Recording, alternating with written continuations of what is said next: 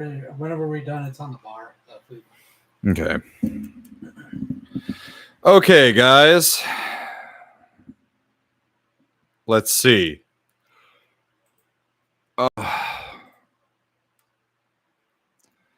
This is such a fucking bummer.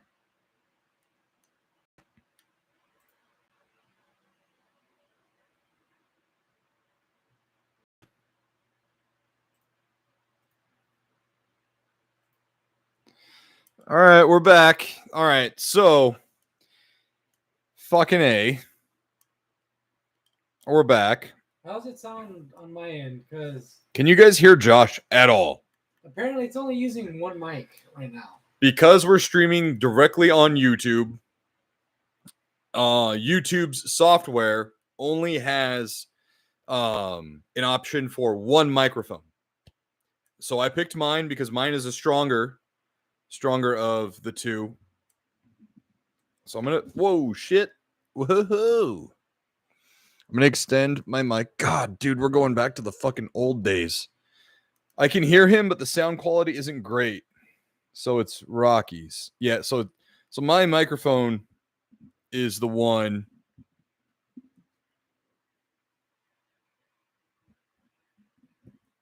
Should have just fucking continued the show on my phone. Remember that time it worked out really good? Right?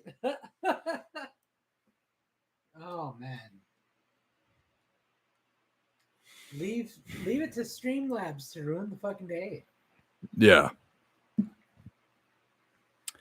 I'm so fucking bummed, dude. And we don't have music anymore either now. We don't have the cool background. Just two dudes sitting in some chairs talking. With the quiet. With the quiet in the background. Let me fucking... Oh. Nope, okay. God, the settings are so basic and limited on YouTube. This is terrible. I don't know why you're laughing, dude. This is not funny. Because all you can do is just laugh. No, sometimes you don't, because that's just insult to injury. At the end of the day, this is my fucking my product and my show and a representation of me as a entertainer, and I don't find this funny at all. This is very frustrating, dude. All right, guys. So, anyways, summer games. I listed mine. What do you have to play during the summer, Josh? I usually do Call of Duty, but not anymore. That worked really well. I heard you pretty fucking clear. Did you guys hear Josh okay when he did that? Oh, man. But yeah, no. I normally do Call of Duty, but not anymore. So I got to find myself a new summer game. So Star Wars Nerd said he heard you pretty well. Yeah, I know, dude. I'm like, it's been a train wreck, this show tonight. I don't know what's going on. It's demoralizing is what it is. And I've already had a fucking hard day. So one more thing to pile on, it's just another. Yeah. But I appreciate your optimistic outlook. So outside of Call of Duty, are there any games that maybe represent summer to you that you might want to throw into that playlist? Not really, because I normally just hop around between games, and Call of Duty is like my in-between game. Okay. I could say Battlefield, because that's what I used to do a lot too, but fuck EA, so you know. You should probably move that, because that's now just going to block the sound. Touche. Yeah. Touche. What about, because you have the, what do you call it? Nintendo expansion pack. Mm-hmm. So what about like Wave Race? I didn't really play that as a kid, so I couldn't really tell you. Well, not even just as a kid, just like games to play during the summer.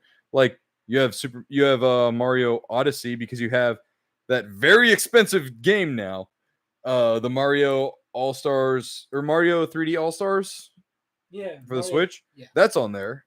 Have you ever thought about playing that like during the summer? Funny enough, I actually have the cartridge. Even then, I just, it's not really something I'm like, oh, I got to play that during summer. Me personally, at least. No. Well, I know you have the cartridge. That's what I was saying. You have the game for the Switch. Yeah. So, me personally, I don't, it's not a game that I'm like, oh, I got to play that during summer. You know what I mean? Anonymous Mystery says Eve of Destruction. EOE. That rings a bell. Never heard of it myself. Or EOD. I don't know. Man Eater is a fun summer game. That is a really fun game, actually. Have you played that? Man Eater? It's where you play as a fucking shark. And you are just you can kill other sharks, other aquatic life, but you also kill the fuck out of people. No. And then you can even get like armor and shit too by becoming you can like upgrade. So like your shark gets powers essentially. Like you can do like electrocution powers or whatever. But you can also become a prehistoric shark, and that's how you get like armor and shit. Like a megalodon? Not that size. Okay. It's more of like sci-fi fiction, sci-fi realism, where they get like exterior bone armors and shit. You know what I mean? Exoskeleton, that's the word. Shark with laser beams. Frickin' laser beams. Star Wars Nerd says, I'm about to get some old games for Lord of the Rings. Yeah, that Lord. Yeah. Shadow of Mordor and sorry, it's just that light. It's like it's on the other screen. Shadow of Mordor and Shadow of War. Oh, fucking A. Wrong mic. Both fantastic games. Both fantastic games. I love those games. Yeah. I thought you were gonna go more of the movie route with The Two Towers and Return of the King. Have you played those? No, but I heard those are great games. Oh my god, they're like fucking amazing hack and slash games. Like they could have easily been released for the arcade because arcade games were still pretty popping back then. Yeah. Oh my, it's like Gauntlet. You played Gauntlet, right? Maybe. Star Wars Nerd says sharks plus lasers equal laser sharks.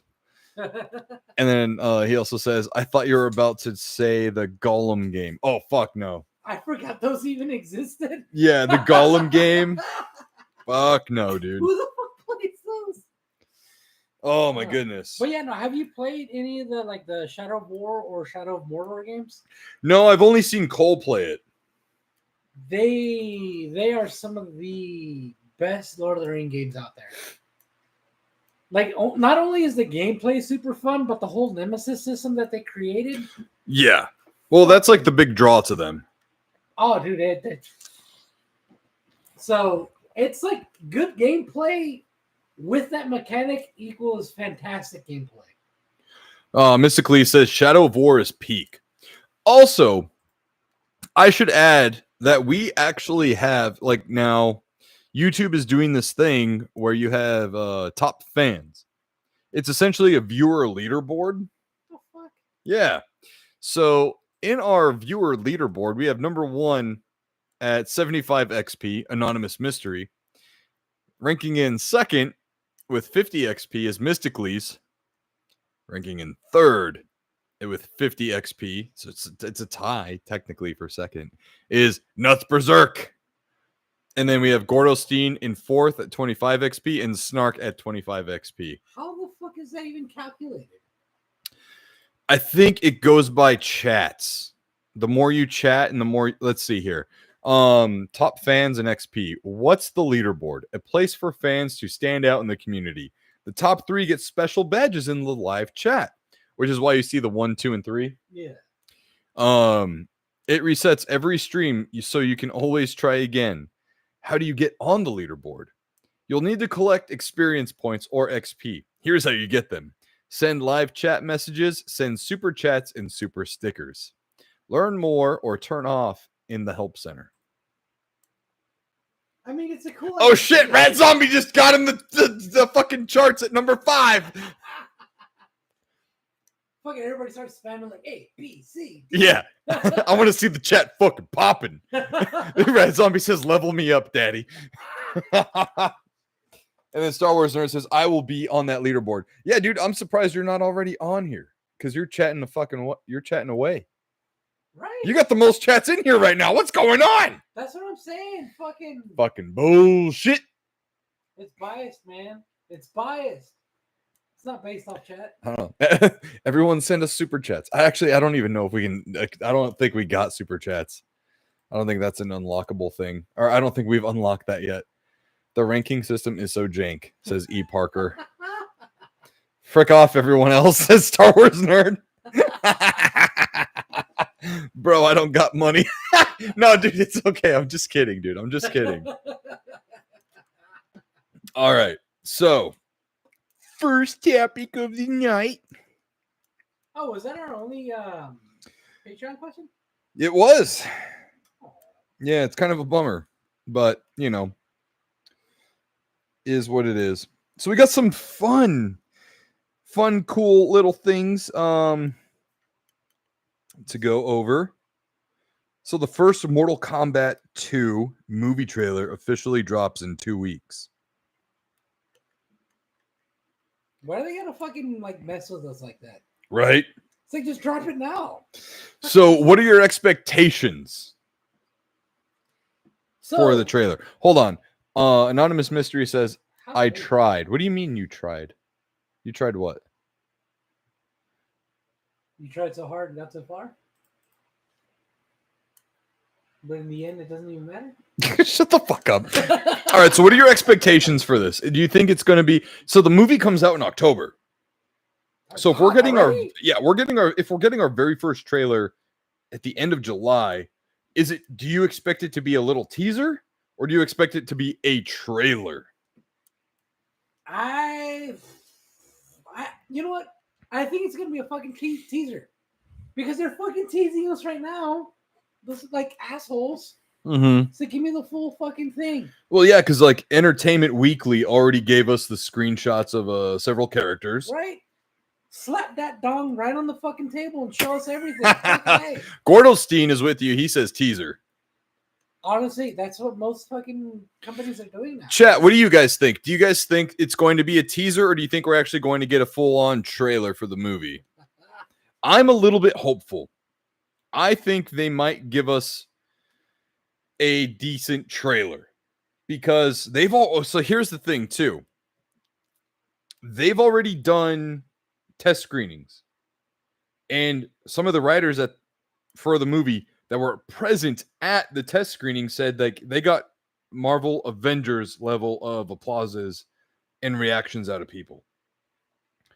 So I think they feel pretty confident enough that they can just give us a trailer. Because look, you've got, let's not even count July, right? So you got August, September, October, 3 months. That's not a whole lot of time to here's a teaser. We'll see you in another month. No, fuck you.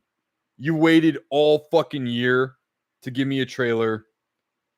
Give me the trailer. Look at it this way. We didn't hear anything about it until somebody leaked shit about it. What do you mean? We reported on the movie being filmed and then it had to stop filming because of the writer's strike. Yeah, and then somebody leaked something about it. And that's all the news we got after that. I don't remember the leak. Wasn't it a leak? No. Not that I remember. Then I must be thinking of something else. Fuck it. I mean, granted, we do talk a lot. We talk a lot about a lot of things on this show. Yeah, no, because the last time we talked about this is what? So don't worry, it's almost under a year, but almost going to a year since the last time we talked about this. False.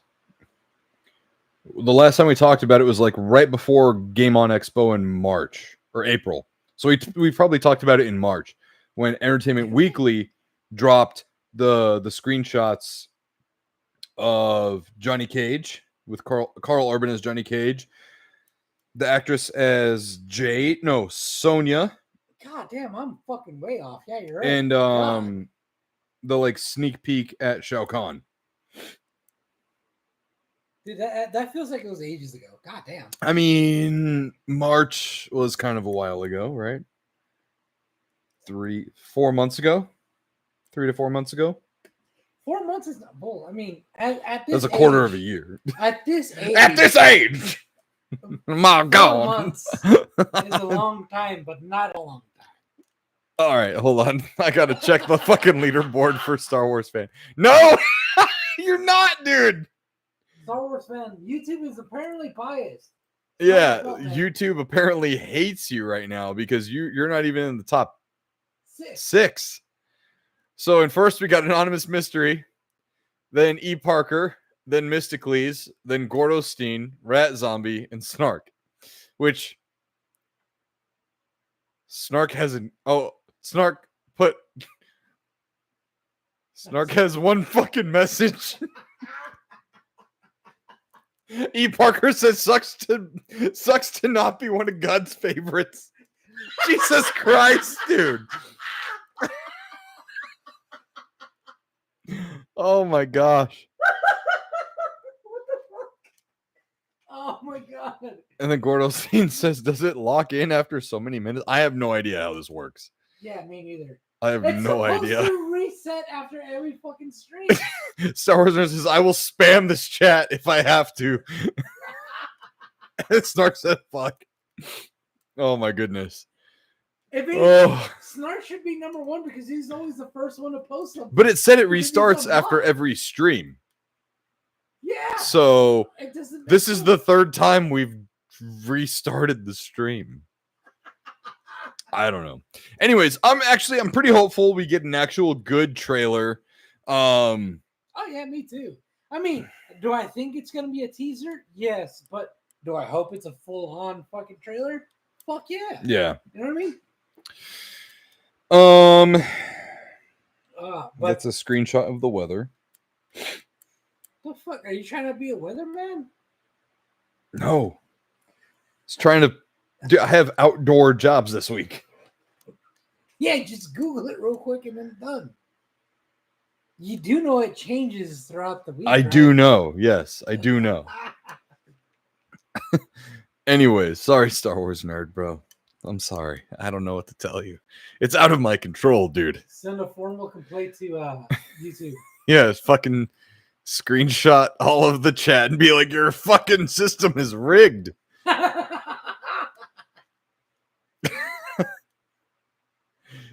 He says, if I get on the leaderboard, you better send me a screenshot. I will. Red Zombie with his number 3 badge says, what a shame. I'll fucking rub it in, dude. Oh my god. All right. So speaking of rigged, Yahoo Sports yesterday, breaking news. Uno is being added as a table game to casinos in Las Vegas. What? Yeah. What? Yeah. Dude, oh man, if it's fucking toxic with friends, imagine at a fucking casino. With literally thousands of dollars on the line. Fucking right? Can you imagine? Everybody already argues about the rules. It's gonna be horrible. And like, are house rules going to be different at every casino? Right? Like +4. You can't do +4 to a +4. You gotta draw. Bro, could you imagine you're right about the fucking win? Like thousands of dollars, right?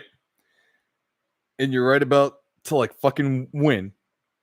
You get the one card. One card left, and the person before you or after you, depending on the order, drops down a fucking like +4. You know what's worse?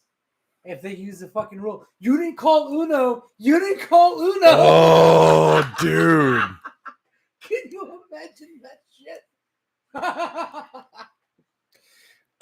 So how do you feel about that? I mean,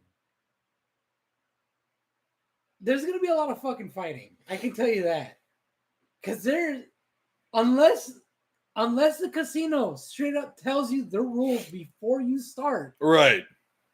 There's gonna be people arguing. He's like, no, that's not the rules. That's not the rules. Because that already happens with friends. And it differs from house to house. Exactly. So can you imagine in a casino where there's little fucking money on the line? And here's the thing too, right? Most casual casino games like poker, blackjack, whatever, roulette, they aren't inherently personal. Because most of the time you're trying to beat the dealer. Exactly. With Uno, you're literally trying to beat everybody. Yeah. Dude, it's going to be... Bro! It's going to be toxic as shit. They're going to have fucking... I'm all fucking for it, honestly. They're going to have fucking Shang Tsung out there going, "It has begun!" Because it's going to be fucking Mortal Kombat out there, dude. Honestly, you know what I attribute this to? It's like if casinos started fucking playing Monopoly. Mm-hmm. You know, it's just that outrageous to me. Fucking Candyland. I'm all fucking for it. Fucking Snakes and Ladders. Shoots and Ladders. Shoots and Ladders. There you go. I'm all fucking for it because I'm never touching that shit. Because I'm not trying to get strangled because I put a fucking a +4 on the fucking table. A, dude. Anonymous Mystery says laser sharks to loan sharks. Red Zombie says, "I'm all for it. I don't play any other tabletop games, but I'm getting into Uno." I'm not going to lie, bro. I've never heard of anyone just getting into Uno before in my life. That's just very foreign to hear that. What have you heard? Have you ever heard someone say that? No. Like, yeah, I'm kind of getting into D&D, you know, or I'm dipping my toes into Pokemon. Or...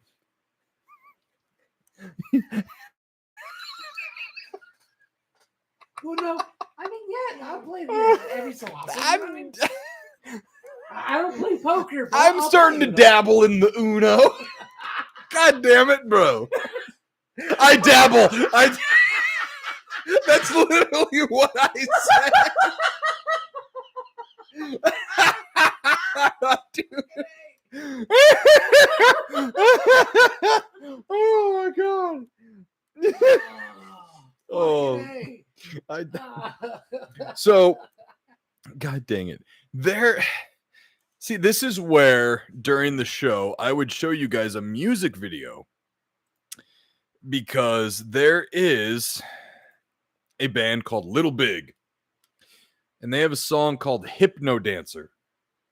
Oh yeah. And in the music video, they are robbing casinos at Uno tables. And now this has become a reality. And this music video is like 4 or 5 years old. Fucking Little Big called it. Little Big fucking called it. Oh my god. I'm sorry, Star Wars nerd. You're still not on the fucking leaderboard. So in first we have Anonymous Mystery. Then in second we got a shift in the second. It's now Mysticles. How? E. Parker is now third. Rat Zombie is fourth. Gordosteen is fifth. Snark is sixth. Dude, Snark has like fucking 2 comments, bro. Wait, hold on. That reminds me because like earlier I saw in the comments and I forgot to read it out loud. Somebody asked if I was playing that horse girl racing game. What? So it's Pink Pony Club? No. It's called Uma. It's fucking called something. If somebody knows. But pretty much, it's oh my god. Fucking what's it? The jockeys on horse. What is that? A horse jockey? What's horse that? racing? Horse racing. There you go. What the fuck? What? Hold What on. is it called? You know, when horses go fast against other horses, and people ride the horses. What do you? It's horse racing. You son of a bitch. There we go. Thank you, Red Zombie. What? Right there. Oh wait. Uma Musume. Yeah, it's fucking weird. But it's Horse Girl RPG. Yes. But instead of having, a horse and somebody riding it, the girls are the horses and they're racing each other. So they're Minotaurs? No. They're just girls with horse ears and that's it. Yeah, it started off as an anime. I have yet to watch it. But it got so fucking popular. That sounds like, so there's a version of My Little Pony. I only know that I'm not a brony. I am not a brony. The only reason I know this is because Evelyn was really into My Little Pony. There's a spin-off of that show. There's a spin-off of the show where they're not ponies, they're girls, but they're not full-on human. Okay.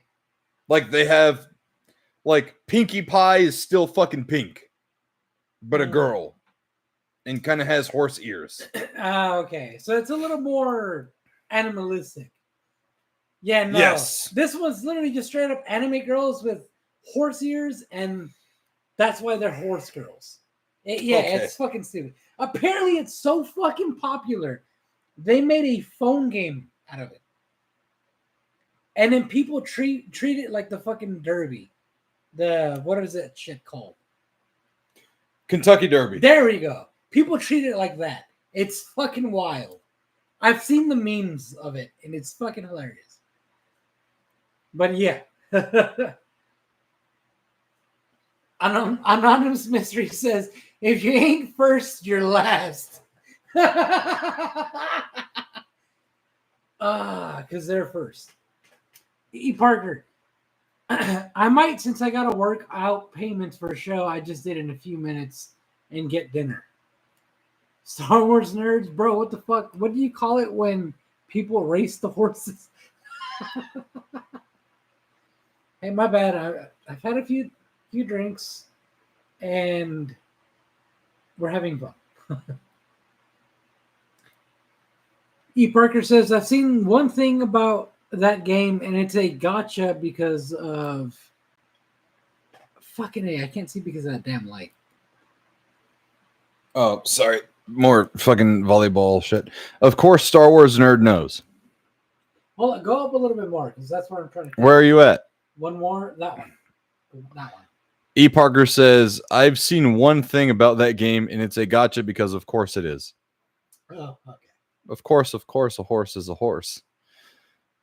Gordostein says, happy birthday again, Josh. And then Star Wars Nerd says, my girl tells me all about it.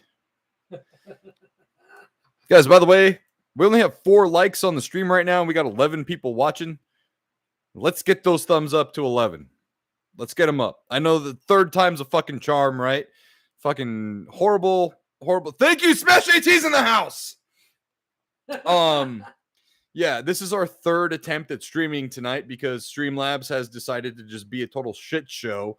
So that's why there's no backdrop, behind the camera. There's no music playing right now. We are just plain vanilla fucking streaming straight to YouTube.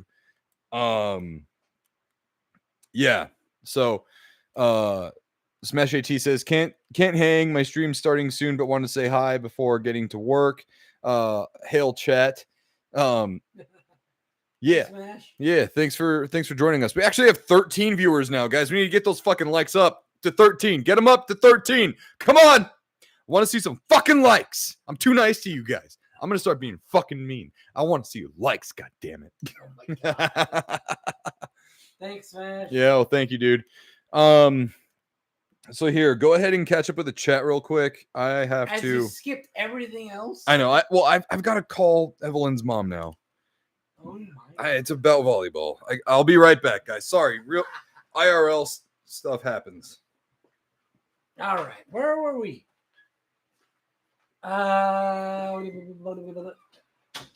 Gorosine, what do you call it when you race horses and you jockey for position? Wait, what? Equestrian girl, says Star Wars nerd. Anonymous mystery, drag horses. Oh my fucking god. Gordestein, furry. Oh my god. No, we don't want to bring the furries in here.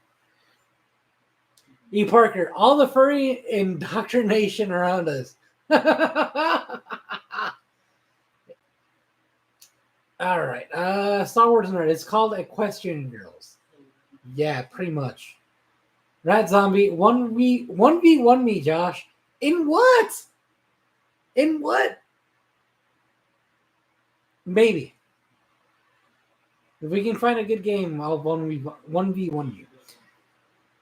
And that's when E. Parker says, of course, Star Wars nerd knows. And then happy birthday again, Josh. Thank you very much, Gordestein. Flirting the ripe old age of 32. Star Wars nerd says, my girl tells me all about it. Gordestein says, birthday shots. I would love to, but unfortunately, I do have to drive tonight to go back home. And, you know, normally I do drink quite a few beers throughout the night. Yeah, they affect me a little bit, but once I hop off, or we hop off the stream, you know, I'll eat something, chill out for a little bit, and mellow out before I actually drive home. So that's why I don't ever get pulled over or get into accidents, because I'm fine by the time I get off the stream. But if I take a few shots, I won't be able to drive home. So I'm going to have to save it for the weekend. E. Parker says, yes, sir, I'm a real... Hold on. Sorry, it's just the way I'm seated and the way the lights are set up. I can't see what the stream says. E. Parker says, yes, sir, I'm a real horse. Oh my gosh. Everybody's saying hi to Smash. Thanks for stopping by, Smash. It's always good to see you. And E. Parker, I like the stream. Please don't hurt me. Anonymous history. Josh, take the chair. It's my chair now. All right. Rad Zombie says, in horse girl racing, duh. All right.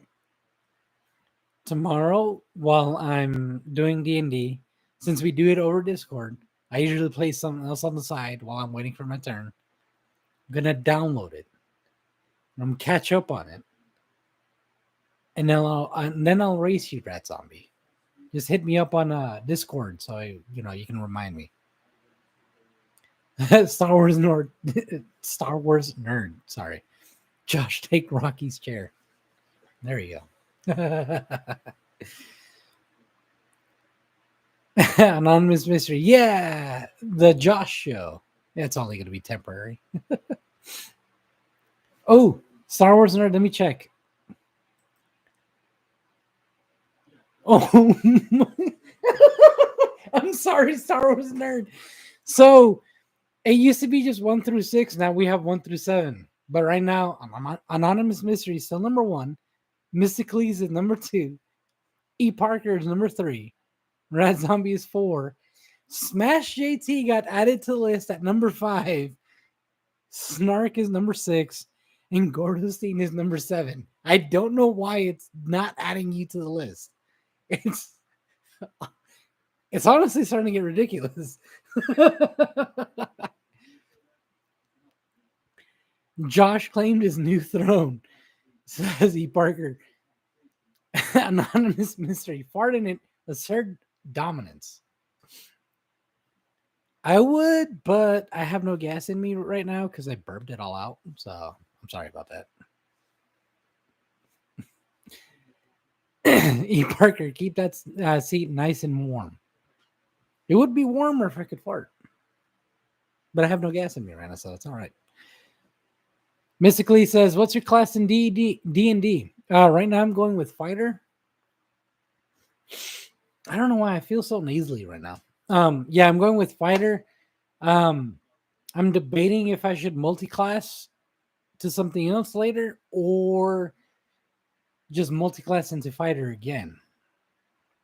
Right now I'm level 4 in D&D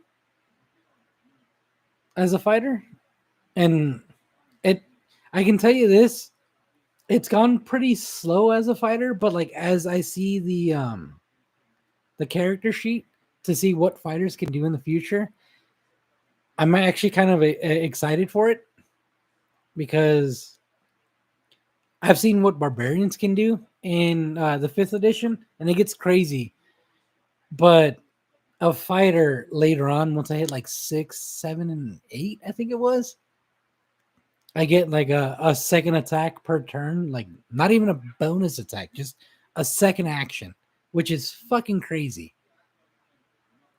And I'm excited for that.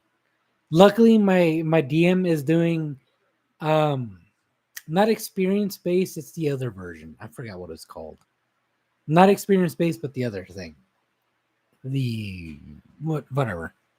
And that's how we've gone to level 5 pretty quickly. Because they told like a few of the guys that I play with, they are experienced with D&D, and they said that experience-based leveling is horrible.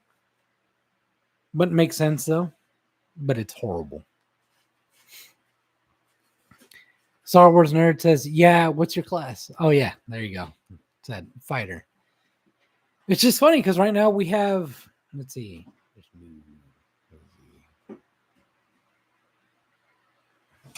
I think it's like 5 or 6 of us playing D&D. And there's only like one caster class. Everybody's a physical class. And we've managed to somehow push through without dying. Granted, our DM's pretty good at not killing us off because he wants us to experience the story. So there's that. I'm sorry, Star Wars Nerd. He's like, what the fuck? Oh my god. Dude.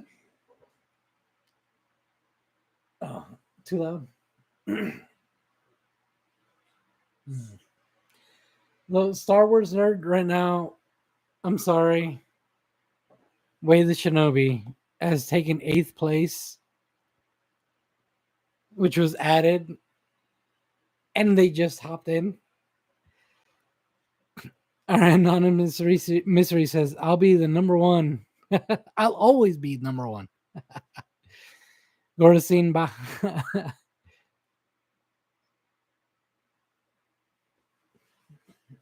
Sorry. Anonymous, sorry. Winners Shinobi. Winners win at Anonymous Mystery. Goracine says, are you on the phone or PC? I don't see ranks on the phone. Maybe that matters. I don't know. Let me check.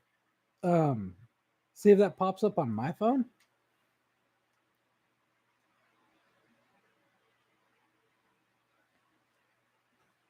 Of course, my phone wants to be slow.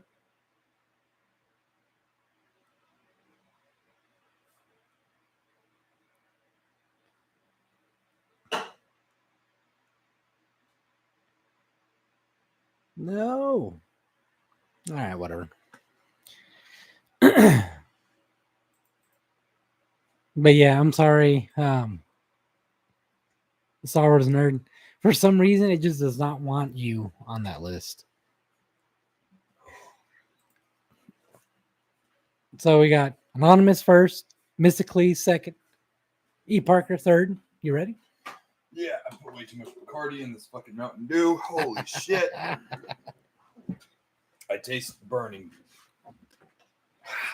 Yeah, Way of the Shinobi, 5th place. What the fuck? Okay. Smash 18-6. Dude, I know. He just popped in for like a minute. All right. So last where I left off was Way of the Shinobi. Winners win at Okay, yeah. All right. I already told you all winners. Yo, we only got 9 likes in the chat right now. Let's get it up to 12. Come on. I know we got some lurkers in there. You can lurk and press like at the same time. It's all right. Wow. God damn, I fucking ruined that drink. I counted to like 3. Oh. Whew. Bro, you were like 1, 2, 3? I can't even taste the fucking Mountain Dew. Oh. Okay, that's a sipper for sure. All right. Where's my can? I need this. I'm gonna have to tinkle real quick. All right. Just be careful out there. Yeah. Oh my goodness. All right. 3 big ass seconds, lol. Yeah, seriously. So while Josh is out, I would like to talk about a comic book. Captain America #1. This is the brand new Captain America that just launched the week of the 4th of July. This is the new storyline for the new run of Captain America. It says out of the ice and into the fire. So comic book collecting is a way cheaper hobby than video game collecting and action figure collecting and so on and so forth, right? Even the new comics. This one was $5.99. It's a thick one too. It's a thick boy.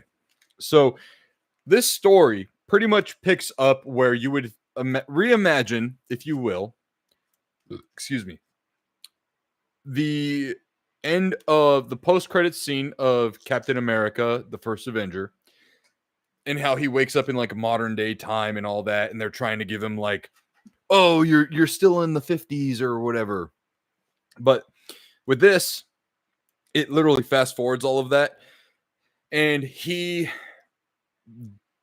keeps getting recruited by the Avengers, but he wants no part of it. He just wants to return to the military. And he returns to the military. General Thunderbolt Ross is like, dude, what are you doing here? Like, why are you here? The Avengers want you, go with them. Captain America is like, listen, dude, everyone I knew or loved is dead and gone. This is the only thing I got left. I was frozen a soldier. I woke up a soldier. I want to be a soldier. Real quick. Star Wars Nerd says, yo, I got stuff to do tomorrow, so I need to head to bed. I don't know where y'all at, but in South Carolina, it is 11 right now. Good night, chat. I will have that leaderboard one day. Dude, have a good night, man. And thank you. Tell Josh to bring that baby back with him. He's actually eating in the high chair right now. But anyways, this also introduces a new character. I don't want to give spoilers because this is still very brand new. A new character who is very much like Steve Rogers in the fact that he is a little guy and wants to be, and he wants to enlist in the army, and they keep turning him away because of his asthma and this and that.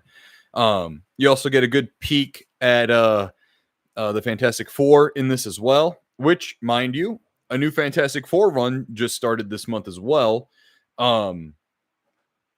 This is a very good comic. I definitely recommend picking this up. It is a very good read and sets up a lot of really cool shit. Woo. Oh, you're talking about the new Cap? Yeah. Yeah. Cap. No cap. No cap. Well, all cap actually. I'm capping. The way of the Shinobi says Josh still needs a high chair. I mean, yeah. Yeah. Well, Vincenzo's been actually having a pretty hard day today. He's been teething a lot. His mouth is hurting like a mofo. He's got like 5 teeth all working their way down at the same time, maybe more. So his mouth is hurting. Poor guy. Oh, that's fucking strong.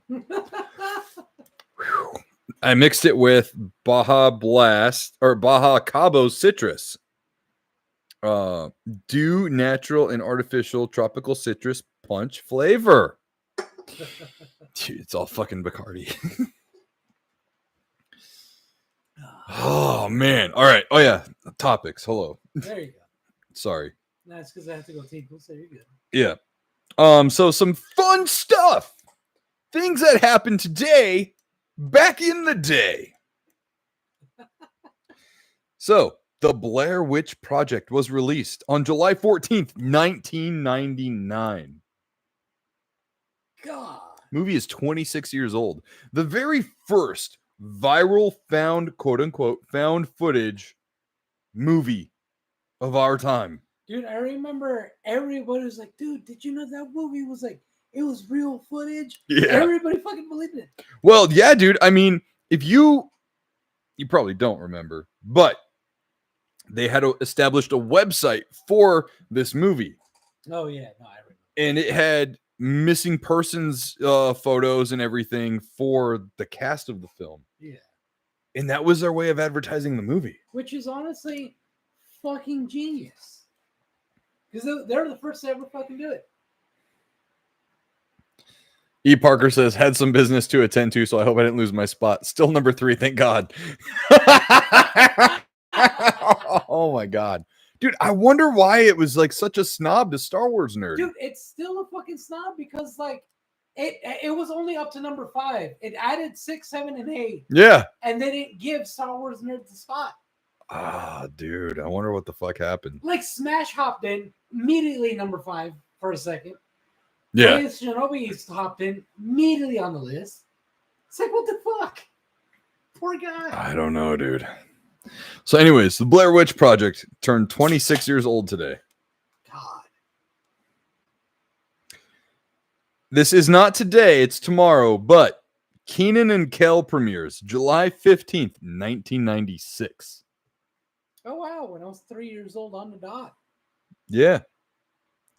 So this is on your birthday. Kenan and Kel premiered. I accept that. That was one of the greatest shows out there. Yeah. Who loves orange soda? I do. Ooh. I loved Kenan and Kel. Especially that fucking intro song where they're cruising through the Universal Studios lot. And they got fucking Coolio to do the song. And also, this is the biggest news of something that premiered way back when. Johnny Bravo premieres July 14th, 1997. Wow. Hoo-ha-hoo! Hey there, sexy mama. Fucking Johnny Bravo, dude. Johnny Bravo. One of the greats. E. Parker says, saw Kel for a brief second at the convention I went to. Oh, shit. No way. That's pretty cool.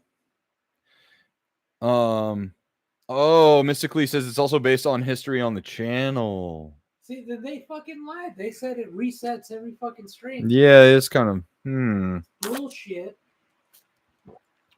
I remember watching Johnny Bravo the day, like, not maybe the day it came out, maybe not. But I know I had a very strong connection to Johnny Bravo because my mom used to make me do impressions of him all the time. Oh my God.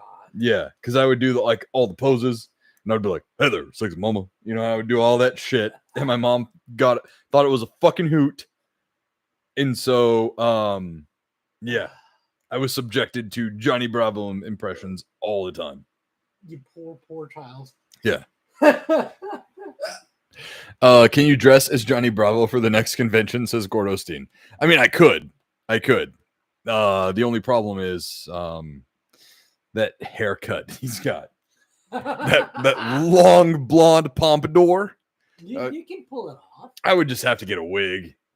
You know, this is from 3 rounds of blonde hair color. When I was trying to be Johnny Cage. Bro, all you got to do is just let your hair grow out, and then we'll just fucking get spray paint. Anonymous Mystery says, 0 effect on you, I see. Yeah, no, for real, though. I am Johnny Bravo. I even have the sunglasses, too. Way the Shinobi says, the Joey Wheeler cut before Joey Wheeler. I don't know who that is. Friends. If I'm not mistaken. I think you're mistaken. Did it one time and got stuck with it. Yeah. And then E. Parker says, get a 3D printed helmet that looks like the Bravo hair. Dude, yeah, we could just have... We could just have Eugene. What? I feel dumb as shit. I said Friends. Yeah. But it's the show that I should have fucking got. Let me see. Fucking Yu-Gi-Oh! Oh my god. Yugi, it's in the cards. Oh my god. I should have gotten that shit. Yeah. What was his main card? Red Eyes. Yeah. Yeah. Yeah. I liked Joey. I thought he was cool. But you know what they made Joey into? Yamcha. I can't even argue that. Yeah. And was it Tristan? The one with like the brown hair that was like a single unicorn spike? Dude, Tristan is just kind of like... He's a Krillin. But no, he's a TN. Maybe. No, because Tristan ends up being kind of like non-relevant, like in the later part of the show. Yeah, after the island arc. Joey's more of Krillin than Tristan is. Yeah. But at the same time, he is very Yamcha too. Yeah. So because he has the same trait as Yamcha where he's like, I'll fight you. Yeah. You know? And then he gets his ass whooped. Yeah. Yeah. Yeah. I mean, he did whoop some ass at certain points during the anime. Rat Zombie says, no more beers for Josh. Fuck that, it's his birthday.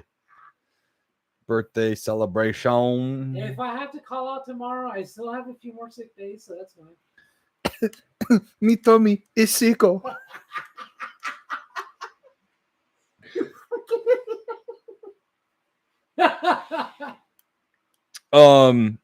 So I hopped on one of those trends, you know, that you go on like Instagram stories and stuff, and it'll be like, add yours. So what are you seeing? I know, they just Red Zombie. Oh yeah, more beers. Yeah. And then Snark says, okay, now that I'm back, time to take over that XP. Let's catch up on the leaderboard real quick. So at number 1, we still got Anonymous Mystery. Number 2, Mysticles. Number 3, Nuts Berserk. Number 4, Rat Zombie. Number 5, Way of the Shinobi. Number 6, Smash AT. Number 7, Snark. And number 8, Gordostein. I should mention, 1 through 7, you all have 75 XP. Gordostein, you have 50. It's time to level up, Gordo.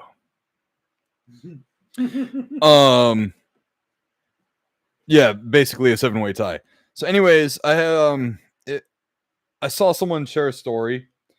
I think it was John Riggs, and he had posted a very old picture of him from like 95. And it was on the stories, and it said, if you're seeing this, drop an old pic of yourself that you still love. So I clicked add yours, and I have like very few pictures of me from way back then on my phone. But I have one of me from a winter formal or a homecoming where it was like a Greek themed. And so I got a bed sheet and made it into a toga. So I thought I would share this with you guys. Oh, hold on. I need to do that thing again. The autofocus is off. Did I cover my face? Hold on. You have to manual focus. Focus the focus. There we go. Hold on. Let me know when to stop. I mean, that's probably good. It's an old picture. So that's me from like 2007, 2008, maybe? Right there. So your boy's always been jacked. Your boy's always been the big guy. I miss that fucking face, dude. I miss being... I'm going to sound stupid. I miss being handsome. Canadian. Dude, I was a stud, dude. I was a fucking stud. Did you confirm it with the stud finder? Fucking dumb. But yeah, that was me. Little funny thing there. Oh, and then also I came across, so I'm a part of a Resident Evil like fan group page on Facebook. Someone took off the fucking as they put it, piss filter off of the game. So they said Resident Evil 5 without the piss filter that plagued almost every last gen game. So we're gonna do the manual focus again. We're gonna show. Just thinking about it. Fuck yeah, that's funny. Yeah, turn off the You got okay. Yeah. So the top of the image is the with the filter on, and the bottom is without. And I gotta say, I would much rather play the game on the bottom. Oh yeah, fuck yeah. That looks so much better. Like both graphically and like. Well, it's the same graphics, dude. They just removed that fucking sepia tone filter. Well, that filter makes it look graphically worse. Yeah. Funny enough. Because you can see there's Chris Redfield, and then there's Chris Redfield. Like you can see the graphics a lot better in like that new. There is like a slight HDR difference, of course, because like the filter is like HDR cranked up all the way. Yeah, true. But then you remove it, like that's the difference between like HDR and oh my gosh, what is the other version of the there's two TV types. There's HDR and then there's something else. UHD. Yeah. So HDR is if you care about like the lighting and the darkness and such, and then UHD is about how crisp do you want it to look. Okay. So neither TV does both. But I would much rather go the UHD route than getting another HDR TV. Yeah. Now hold on. Sark says, "Don't worry, I was always ugly growing up, and I'm completely fine with it. Not, bitch, nah. You ain't ugly. You a handsome motherfucker. For my birthday, I don't want none of that shit. You're a beautiful, beautiful man, Snark. Yes. Quite exquisite. All the love, Snark. All the love. Where are you reading? Oh, okay, I see. Yeah. Then Rat Zombie says, "Laugh my ass off, Josh. Don't do that too much, though. You need an ass." Way the Shinobi says, "I've known Nick for 18 years. Can confirm. Has always been huge and always been a stud." Thank you. Appreciate it. E. Parker says, "Anti-piss filter propaganda." Way the Shinobi says, "I always check to see if the sepia filter can be turned off. Same with motion blur." Dude, motion blur, to a certain extent, it can be a positive for the game. Yeah. But overall, motion blur has been a net negative for most games. And I think, too, even in regards to movie viewing, like Tom Cruise before, I think it was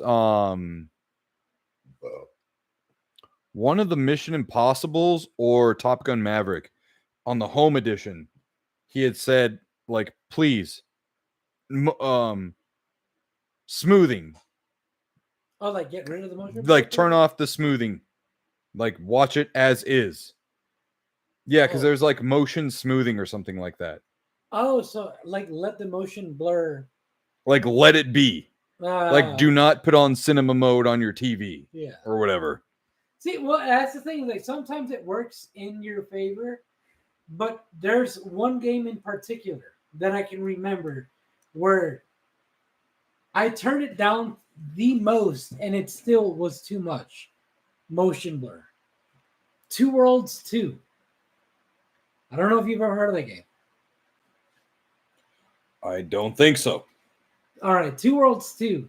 I remember because I played Two Worlds 1 and I enjoyed it. So when I heard of Two Worlds 2, I was like, oh shit, that game must be good too. Let me play it. Two Worlds 1, Two Worlds 2. Yeah, no, stupid. But the motion blur on that game was cranked up to fucking like 1,000. It was ridiculous. Ew. Dude, you move the camera just a little bit and the fucking motion blur is like, shoo. Damn. I was like, dude, what the fuck? And you can't really turn it off. You can just drop it to its lowest setting. 2x2 worlds. 2x2. There we go. E. Parker says, per object motion blur is the good motion blur, not the camera blur. But Snark says HDR10 and Dolby Vision. UHD is basically 4K. And yes, TVs can do HDR and UHD at the same time. My TV is 4K with HDR10 and Dolby Vision. Oh. Well, good for you, Snark. Okay. Fucking fancy man. And also, way back in the day, On this day, 30 years ago, The Indian in the Cupboard was released in cinemas. Damn. Do you remember that movie? Barely. I had it on VHS, and the VHS came with the little Indian action figure. Nice. And the key.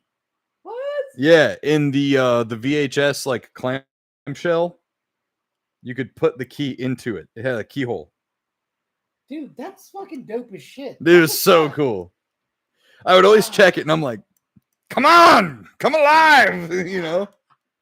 But there is a really cool scene in that movie where he has his toys in it, and he opens it up, and Darth Vader is fighting the fucking T-Rex from Jurassic Park. And then on the bottom, you've got like some stereotypical bad guy toys, and then RoboCop like brrr, brrr, like shooting at them and shit.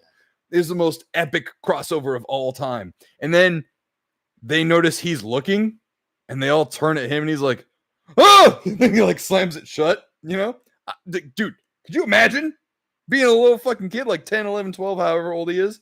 You put your fucking toys in there, you open it, and all of a sudden they're all like fucking alive and shit. Dude, as little as Darth Vader's lightsaber is, it's now a real lightsaber. Dude, that'd chop your fucking finger off. Dude, it would fuck you up. He could fucking straight up kill you. Yeah. He could force choke your ass. Right. Or maybe strangle. No, he could. All right. If Vader can bring down one of the fucking, like, what are those things called? Oh, the Star Destroyers? The Star Destroyers? Yeah. If he can bring one of those down, he could 100% force choke you as a toy. True. Which is insane. Oh, God, that drink is so strong. Toy Story, the live action. Yeah. Way the Shinobi says, it's always crazy to me the way these things get greenlit. Like, how do they not have eyes to see how awful it looks? Well, and like that's why we started Halo ODST, because we were running through the Master Chief Collection playing couch co-op. And we hit ODST and we were like, dude, why is everything so fucking foggy? Yeah. Like it's got just like this awful white fog film over it. Like the story is like interesting, but that fog film takes you so far out of the fucking like experience. Yeah. You're like, I don't want to play this anymore. It was like just done. And that's why we quit and started Reach. Yeah. Snark says, did I mention it also does 100 and did I mention my TV also does 120 frames per second with variable refresh rate? So my Series X and PS5 look amazing on it. Wait, the Shinobi says, whoa, there's something I haven't thought of in forever. I had that too in regards to the VHS. E. Parker says, game devs need to distinguish between the two motion blurs and allow you to turn them on and off individually. Yeah. Gordostein says, 11 likes. Good job, everyone. Fuck yeah. We now have more likes than viewers. That's okay. I know it's late for our East Coast viewers. It's 9, 10. It's 11:31 on the East Coast. We would have been further into the stream like we normally would have been if it weren't for that fuck up that Streamlabs had. Hey, read what Rat Zombie just wrote. Dude, we've said that so many times. But just read it out loud. You fucking horny bastard. What? You're horny for yourself. Well, yeah. Nick, you should be a voice actor. Bro. There we go. Thank you, Rat Zombie. I very much appreciate that. Listen, I'm having a rough day / night, and I'll take all the compliments I can get right now. Voice acting is a passion of mine. It is something I definitely want to get into. Yeah. I appreciate that very much. Mystically says, my TV is a 37-inch Sony Triniton. It's Trinitron. Enough said. I think the Trinitrons. I don't even know what that is. What am I? I know. I want to say they're way smaller though. They're like preview monitors for broadcast booths. Yeah. I'm gonna skip real quick. Way the Shinobi says, "Well, my TV can beat up your TV." Anonymous Mystery says, "Fun times, y'all." Snark says, money. Merle. You know, that reminds me of the rich guy from Family Guy that has like the really protruding jaw.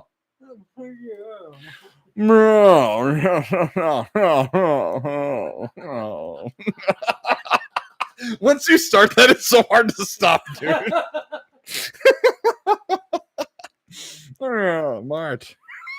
I can't do it. I can't do it right now, dude. I can't. Let's check the leaderboard. Oh, we got a new number 1. Oh, shit. E. Parker up at the top with 150 XP. Anonymous Mystery close second at 100 XP. And Snark back from the dead at number 3 with 100 XP. And Mystically's Rat Zombie, Way the Shinobi, Smash AT, and Gordostein. Oh, I'm sorry, Gordostein. You're still at 50. But everyone else is at 75. Upset indeed. E. Parker says, number 1. Wow, I am truly God's favorite. Well, you do live in Utah, so. Way the Shinobi says, whoa, I got past sad times. All right. So, Gordostein says it's my turn to be God's least favorite. No, that's mine. That is mine, the way shit's been going. Hey, partner, ain't nothing in Utah but mountains and churches. AKA God's promised land. So I saw this fucking meme today, and I was like, that's actually pretty genius. So it's got the meme of the guy going like this with Blockbuster in the background. And it says, remember, no one can prove you weren't a regional manager for Blockbuster or Toys R Us. What the fuck's that supposed to mean? What it means is if you're in tough times and of age, you can put on your resume you were a regional manager for fucking Blockbuster or Toys R Us, because there's no way that any fucking company can research that and call fucking the company. You know what I mean? As far as I'm concerned, in the United States, there is one Blockbuster left in Eugene, Oregon, and they are a franchise at that. And that's fucking Toys R Us is still a company, so to speak. They have several individual stores, like standalone stores, but most of them are packed inside Macy's. Dude, I thought they closed all of them now. Well, actually, Toys R Us is still active everywhere else but the United States, as far as like the Toys R Us that we know. Like you can go to Canada, and it is still Toys R Us as you remember it, though their prices are like way higher than what we have here. Like an action figure here might be like $20. Over there, it might be like $34.99. Oh, fuck that. Yeah. Yeah. So anyways, I thought that was funny. Little nostalgic, little fun stuff here. Oh, by the way, I didn't screenshot it, but we did skim through. I did order AEW All In on Saturday. Oh, yeah. You came over. Cassandra and Johnny came over. Ledger couldn't make it. And Brittany and Vincenzo, of course, was here, and Evelyn, but she had a friend over, and I don't think she would have enjoyed this pay-per-view because it got really fucking bloody. But AEW All In was absolutely amazing from what we saw. We watched it after it was already over. Like I ordered it when it went live, but I paused it because this fucking guy forgot what time it started, and he got here late. And all of that. But it was a really good time. The main event is what I want to talk about, which is the match we watched from start to finish. It was a Texas death match for the AEW World Heavyweight Championship between Jon Moxley and Hangman Adam Page. All right, I'll preface it with this. normally, whenever there's an AEW pay-per-view, if I'm exhausted, I will literally fall asleep. And this motherfucker was like, dude, just go home. You're fucking passed the fuck out. Yeah. I'm like, on the couch. I was falling asleep, right? Yes. I was getting to the point where I was like, right? And he's like, dude, I'm going to put the main event, the one we were waiting for. Within the first minute and a half, I was fucking wide awake. Yes. I was like, yes. You have my fucking full attention. All right. Yeah. That's how good this main event was. And I'm not really into wrestling right now. The hype for it has kind of like slipped away from me. But this main event was something else. Indeed. It was worth watching. For those of you who are uninitiated in pro wrestling, stick with us, okay? Stick with us. It's a fun time. Jon Moxley has been AEW champion for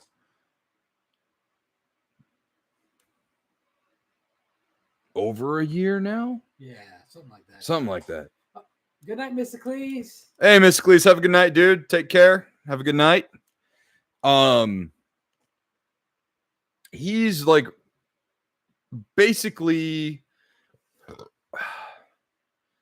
as the champ, he's basically a super villain who knows everyone is beneath him and is just waiting for a proper challenge. Yeah. Because he feels everyone in AEW is too soft, too worried about being a superstar, too worried about looking good and getting screen time, so on and so forth. He's almost a meta character. Yeah. And then you have Hangman Adam Page, who is basically been AEW's quote unquote main character throughout its entirety over the last like 5 or 6 years since the company's birth. Yeah. And like, have a good night. They're stepping out as well. Have a good night. Well, yeah, they're together. Still, you gotta mention both. Well, yeah. I was just saying, you sounded surprised a little bit. Snark says, you don't mean Jon Moxley.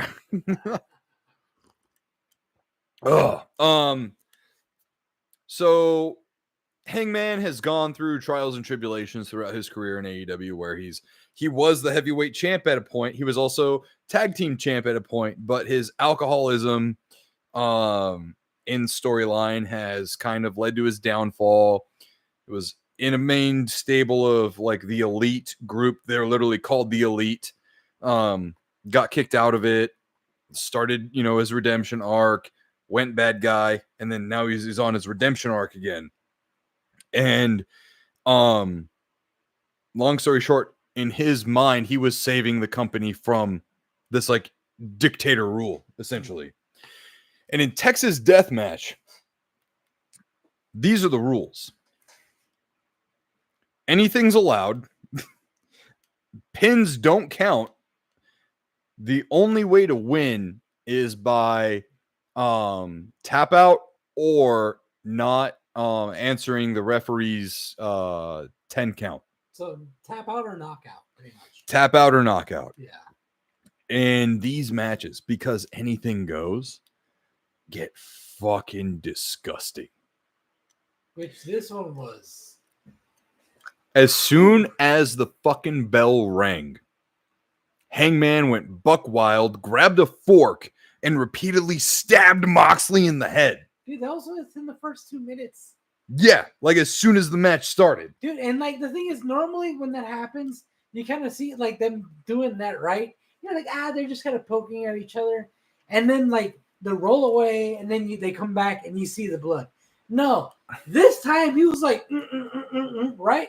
Mm-hmm. Every fucking stab, every punch, you see the fucking blood start forming. Like You're like thick, dark, red blood. Yeah.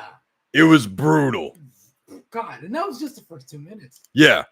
There was a giant bed of like 6-inch nails. Dude, you're skipping. I know. I'm just going through things here. Because we started extreme, then there was like the huge bed of nails that was introduced later on. There was the tables with the barbed wire. Tabers. The tabers with the barbed wire. The tables with the barbed wire wrapped around them. The chairs with the barbed wire. The chairs with the barbed wire. There was bags of broken glass spilled out onto the ring. There was a bat with the fucking nails. Oh yeah. Oh wait, no, that was Edge. That was Edge. He Yeah, came. That was from another match. That was the tag team match. Way the Shinobi says, "OMG, they meant it when they said all in." Yes, yes, absolutely. I love AEW pay-per-views. They might run long, but you definitely get your money's worth. So I ordered it on Amazon Prime, which is like kind of a new thing. I think this is their second time doing Amazon Prime as the main stream for the pay-per-view. It was like $40 or $50. I can't remember. But for this pay-per-view, Amazon, if you bought it through Amazon, you got a $10 Amazon Prime Video $10 credit. Nice. So I was like, fuck yeah, I'll save this for the next one. Exactly. Snark says, speaking of running long, it beat WrestleMania 36 as the longest pay-per-view ever at 8 hours. Holy shit. Holy fuck. Damn. Gordostein says, oh, that's cool. And then Gamer Games says, sup, homies, happy Monday. Yo, Gamer Games, we're also celebrating Josh's birthday. Best friend Josh's birthday. It's actually tomorrow, but hey. But yeah. This match was just fucking crazy all over the place. Will Ospreay got concertoed. Which was fucking wild. Yeah, tons of interference. Good, the bad guys coming out, and then other guys. Honestly, the wildest part is fucking Swerve intervening. Yeah, so Swerve and Hangman are like bitter enemies. Think like Rock and Stone Cold from the peak Attitude Era. That is Swerve Strickland and Hangman Adam Page. And Swerve came in to intervene on Hangman's behalf. Yeah, which is like. And I like how he kind of gave him like that, that meme of that guy who does like this. He's like, yeah, like it was like that. He gave that look, yeah, after it was done. And he brought Hangman that chain. Yeah, that's pretty much what he did. He intervened with Moxley's crew, just like one or two of them. Brought the chain, gave it to him. He's like, all right. You do with it what you will. And Hangman wrapped the unlock me. Right? That's the right word, right? Unlock me, yeah. There we go. Yeah. I don't think I said it loud enough. So what Hangman did with the chain was he wrapped it around Moxley's neck to strangle him, and then kind of like noosed it, and then threw Moxley over the rope. So he's hanging, literally fucking hanging off of the ring, being strangled by a chain. And he kind of counters it, but then Hangman's like, no, fuck you. And he gets him out of the ring again. And Jon Moxley's selling was just absolutely amazing. Dude, he fucking was on point. Like it wasn't a look of like, oh my God, I'm gonna go unconscious. Oh my God, I'm gonna lose my title. It was, oh my God, I'm going to fucking die. Yeah. Like the first go around, it was kind of like, dude, just your leg is literally like half an inch, just prop it up on the ring side and you can prop yourself up. Yeah. And you're like, dude, what the fuck? But then the second go around, you're like, oh shit. Yeah. He's legitimately hanging from the fucking chain. Yeah. And it did not look like he had his hands under the chain to cause separation. No, it looked like he was trying to put his hand between his neck and his chain and the chain. Yeah. And I mean, at this point in the match, dude, it was just fucking bloody. It was brutal. Both of them got suplexed at the same time onto the two tables wrapped in barbed wire. They both hit the fucking bed of nails. The bed of nails. I think Moxley got the worst of it though. Yeah. So Moxley DDT'd Hangman onto it. So Hangman head first onto the bed of nails, but then Hangman, I think, power bombed Moxley onto the bed of nails. Well, Hangman got hit on the bed of nails like twice. Yeah. Because there was a time where it was the head first, and then there was the other one where Moxley just barely missed it when he hit him over the shoulder. And then Moxley also tombstone pile drove Hangman into the shattered glass, which sucked for both of them because Moxley still had to get in the shattered glass. Mm-hmm. And folks, I'm sorry to say, but this was not like sugar glass. This was glass. Yeah. When AEW says Texas death match, it is a straight up death match. Yeah. It was grotesque. Snark, real glass, go cry me a river. Yeah. Also, thank you, Gamer Games. Yeah. Gordostein says, do you think when they are planning all this out, they have to stalk and be like, we're doing what? Oh, stop and go, we're doing what? Yeah, so they like, we'll break the fourth wall here for a second. They have to get everything cleared by the ringside doctors. Anything like, I mean, all of this is really life threatening, but anything that is like you are no, you cannot shoot him. You know, like that shit. No, you cannot stab him with a drywall knife or whatever. Exploding ring match. Yeah, that's a thing too. Right? Although when it, how do I put it? Honestly, this really goes to show the testament to how good of a performers they are. Yeah. Because they have to know how much force to put in to make it look real and how little force they have to put in to not absolutely kill their fucking partners. I would reword what you said because, and I had expressed this to Cassandra, who had never seen this kind of match before. I said, obviously, professional wrestling is predetermined, but everything that happens between the bell ringing the first time and the bell ringing the second time is fucking legitimate, unless you're watching WWE. No, but that's what I mean. It's yeah, like, but no. You said make it look real. Like no, the force that I can have a fork and like jab you with it doesn't mean you're gonna bleed. No, that's what. But I mean. How Hangman literally had to go, all right, bitch. Like with that kind of force to make Moxley bleed the way he bled, dude. Because that was like a river after the first hit. Right. But at the same time, he had to know how much force to use without making it fucking stick into his fucking skull. Right. You know, like they are really good at knowing that fucking.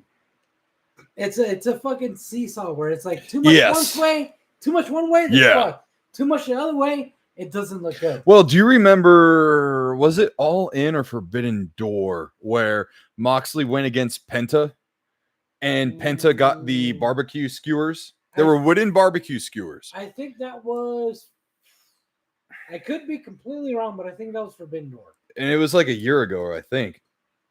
Right? Was it last year or 2 years ago? I think it was 2 years ago. Okay. There's been a lot of wrestling in this house in the last few years. Yeah, because normally I order every pay-per-view. I gotta pee again. Yeah, sorry. but there was a point where Penta El Zero Miedo, got for being a trainer. Yeah, fucking WWE ass now. Got wooden barbecue skewers. Moxley was on his knees, and Moxley is a bald gentleman, and he jabbed them into the top of his fucking head, and then as the skewers were there, he fucking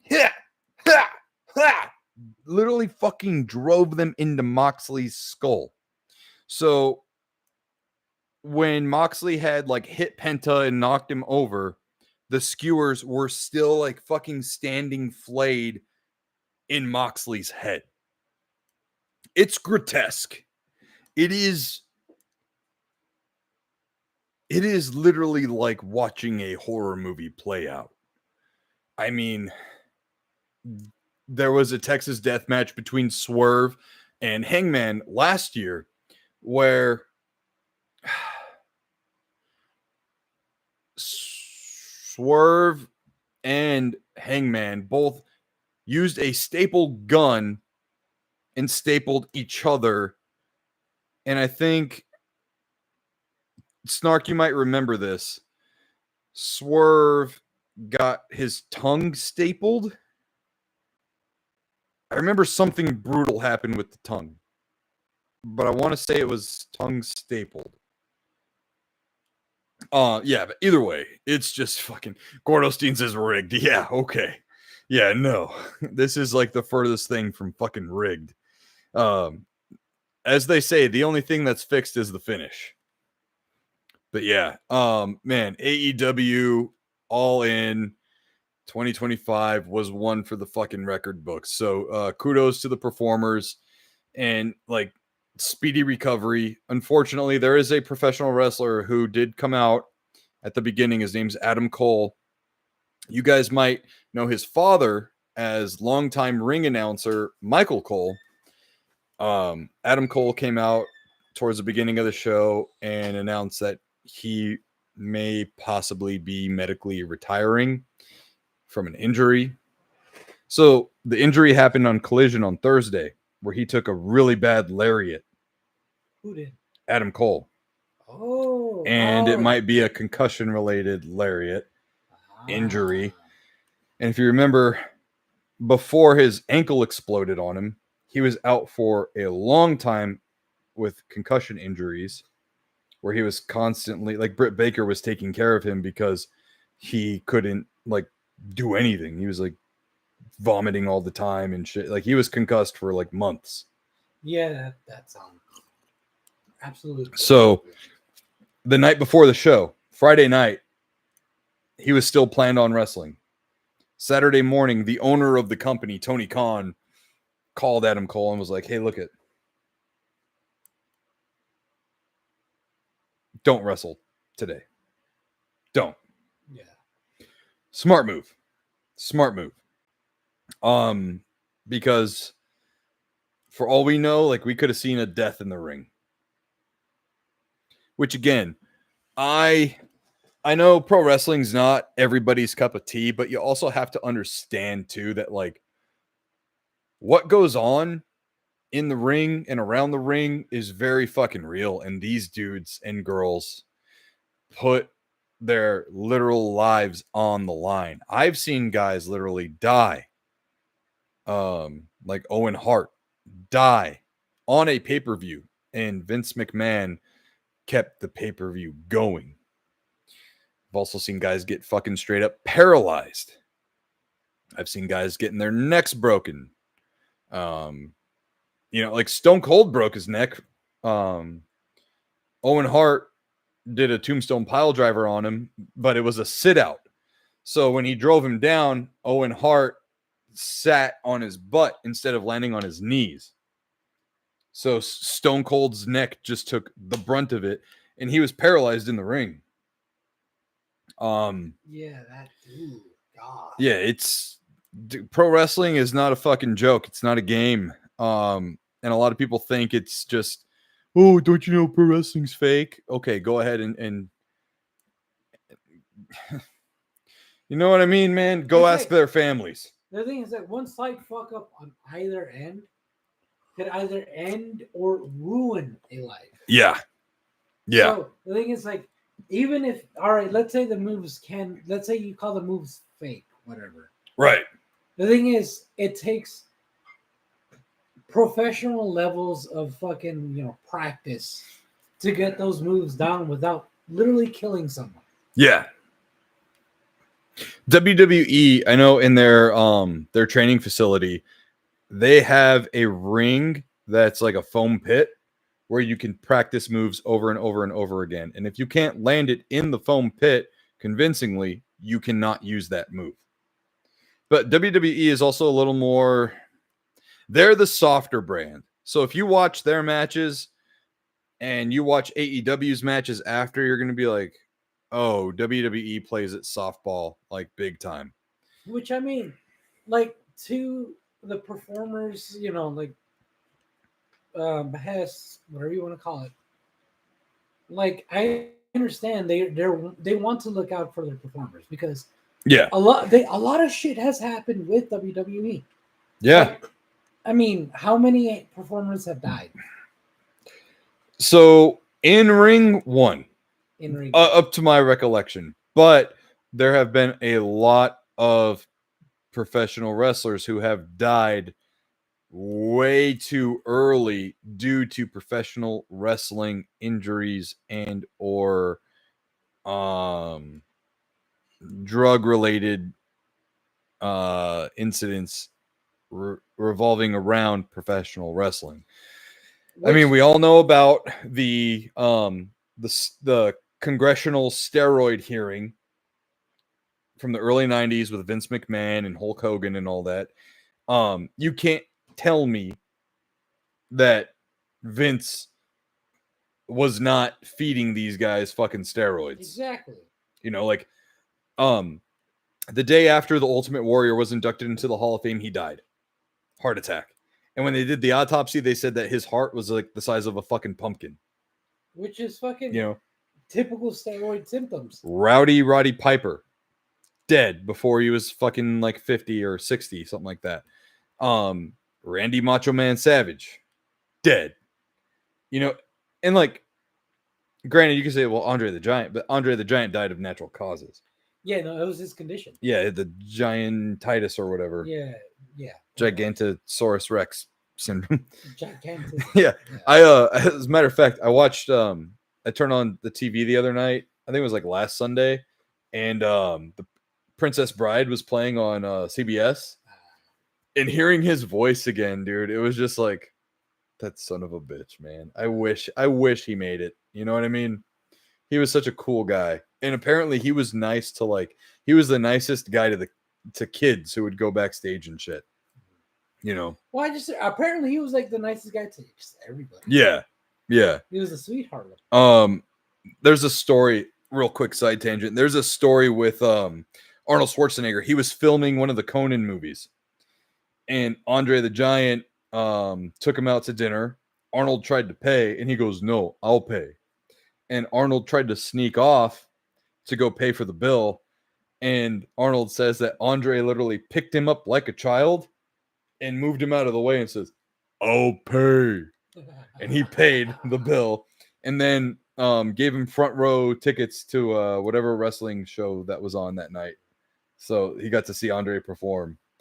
But it's fucking crazy. Like, Arnold, he's not like the tallest guy in the world either, but he looks like a fucking midget next to Andre the Giant. Yeah. There's a picture, But yeah. Gordostein says, "No more rhyming, and I mean it. Anybody want a peanut?" Way of the Shinobi says, "John Oliver did a deep dive into the subject a few years ago. Eye-opening." Yeah, it was on last week tonight. It was during WrestleMania week when Mania was in New York. And he had talked about how essentially, like, with the WWE in particular, because I think this was like right before AEW's inception, how professional wrestlers are independent contractors. Therefore, WWE does not have to cover their medical. Which is straight fucking horseshit. And so WWE's policy at the time, I don't know it now, but at the time, and I also know this because of the professional wrestler named Maven. Maven won the first season of Tough Enough, which was the reality show where you go and try out to become a WWE wrestler. Eventually, it turned into NXT, and then NXT turned into an official wrestling brand. But he had said, John Oliver and Maven both had said Unless something happened to you in the ring, you are on your own for your medical. And the other kicker is too, even though you are an independent contractor for WWE, you can only work for WWE, which makes it sound like you are an employee, not an independent contractor. Exactly. Because as an independent contractor, your services are rendered on your time, not theirs. If they are telling you you need to be here at X, Y, and Z and do this, do that, and da da da da da, it is not an independent contract. That is an employment agreement. Exactly. Snark says employee or indentured servant, aka slave. Yeah, no, seriously. But yeah. Anyways, AEW All In was held, I think, at the Texas Rangers Stadium. It was at like a huge baseball field. I can't remember. Snark will probably fucking type it in right now. But they had over like 24,000 people in attendance. It was fucking huge. It was a great show, great energy. Now that I have it on Prime, I'm going to like sit down and rewatch it. You know, like all of it in its entirety. I am very sad that Kenny Omega lost against Kazuchika Okada, but it was a very short match, and I felt like they were holding a lot back. So I really hope they run it back at All Out, or maybe Forbidden Door. And I mean, granted, Kenny Omega lost due to like illegal interference. Let's be real. Fuck Don Callis. So we'll see. We'll see. But anyways, Globe Life Field, Texas Rangers. Hey, I was right. Before we hit our main topic of the night, and while you guys are here, because I know we run long and on the East Coast, you know, it's pretty fucking late. Let's give Josh his birthday present. Oh. Shut the fuck up, okay? There is a card in here. I'll give you the card first. I didn't put any fucking stuffing in the bag. So Evelyn wrote so it's upside down. Turn it around. So she wrote your name with the little heart. Can y'all see it? I think they can see it, yeah. Oops. Happy birthday. First thing I see. Well, pendejo. Feliz birthday, viejo. Feliz birthday, pendejo. Oh man, it says your cool friend and brother from another mother. Oh yeah. That's me. Oh man. Happy birthday, Josh, from Evelyn, your favorite. Oh my god. Happiest birthday wishes to you. Hope it's the best one yet. The card says that, you know. Yeah. Happy birthday, Josh. Brittany. Oh. Yeah. Vincenzo doesn't know how to write, so it's implied. All right. Here's your gifts. Much appreciated. We'll go with this one first. Okay. Had a feeling once I felt it. Yu-Gi-Oh! I found my reason to get back into this expensive hobby. Hold on. Got to give it the blessing. Right. Spank that ass. Got to do this for you guys on the fucking stream. It was upside down. What? I pulled it out like that. Yeah, it was upside down in there. That either means it's going to be a shit pack or an extremely good pack. $1 million card here, folks. They say it's your birthday. Damn, Luna Knights are fucking back in action. What the fuck? I don't know what that is. It's an archetype on the game or in the game. Do you want me to show off the cards that you get? Sure. We'll do it kind of fast. So, the fucking focus. The focus needs more focus. This card looks kind of cool. Crossmind, Arc Fiend. That does look cool. Moon magician, fucking showing his booty. I thought you were gonna say moon vagina. I don't know why. What the fuck? Awake cup mocha. What the fuck? It's a pretty white girl of a card. Right? That means it's probably good. Silent psychic magician. Silent psychic. Oh, it's a hollow. Yeah. All right. No, I know it says XYZ, but it's technically it exceeds Lee. Yeah, it's fucking stupid. Okay. Luna Light Silver Hound. Oh shit. There we go. We were talking about furries earlier. There you go. Radical Reggie's extras. Nick, what's up, Reggie? Yo. Serene Psychic Girl. I don't know what the So, fuck that is. Josh is opening his birthday presents. Got him a Yu-Gi-Oh pack here and something else. Novelist recipe book. What the fuck does that say? Recettes de Novelist? I think that's It French. probably means like recipe book. It's literally the same thing then. Yeah. Yeah. All right. So I don't know dick about these cards, but I'm assuming they might be good. I blessed them. Honestly, I don't know dick about this archetype right now, so I can't tell you shit either. But either way, we got a hollow. Yeah. Gamer Game says, ooh, shiny hologram. And Gordostein says, Reggie! Yeah, we got the radical one up in the house, y'all. Reggie, you better give this stream a thumbs up, my man. All right. All right. And for the piece de resistance. Kucha.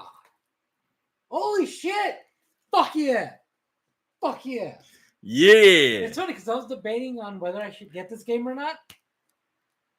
But Elden Ring Night Rain. there's no fucking debating now. Radical Reggie says, I'm going to Siege this weekend, Southeast Game Exchange. Happy birthday, John. Thank you. Thank you, Reggie. Fuck yeah. Oh, now I have a game to play again. Because I was like, I don't feel like playing anything right now. So do you remember when you were talking about it? I was like, really? You don't feel like that? Motherfucker. I got you. I got you, dude. It's funny because I've seen videos of them. I'm like, should I get the game? Should I not?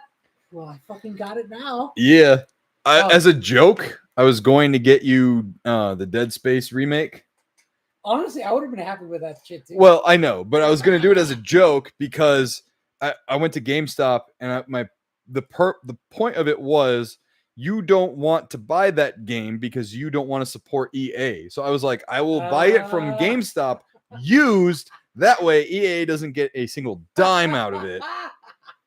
But that wasn't going to be like the only gift. No, but I get it. yeah, I saw Night Rain and I was like, no, we're getting this for him. He's gonna get back into gaming, whatever. Oh, yeah. Fucking great gift. Yeah. Thank you.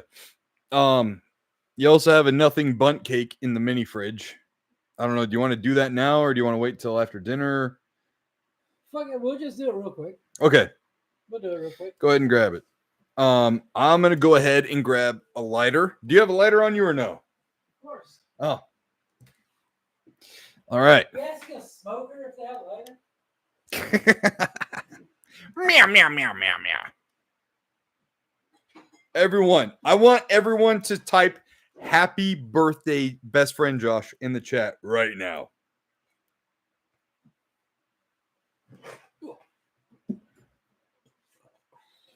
So we got a full-size nothing bunt cake for Josh. Admittedly, I had one for my birthday last month, but we didn't do it on stream. And let me get you keys. So you like carrot cake, yeah? Oh, yeah. This is carrot cake. How do they fucking... I don't know. Oh, it's taped on the bottom too, or is it folded in? Ah, it's taped. Rip it! Let it rip. Oh, wait, this side too. Let that shit rip too. Beyblade! Oh, did you cut yourself? Almost. Fucking cut myself with a key. Almost cut myself. Full-size bun cake, y'all! Fuck yeah. Snark says, rip and tear until it is done. All right. So Josh is turning 32. I'm an old man. So we'll put the 2. We don't know where the 3 went. So we'll put the 2. And then 3 candles. Pink Pony Club. 1, 2. Fuck it. 3. Gordostine. Wait, hold on. Sark says, you're not old. And then Gordostine, just a baby. Just a baby. I'm just a baby. You want to do his cake?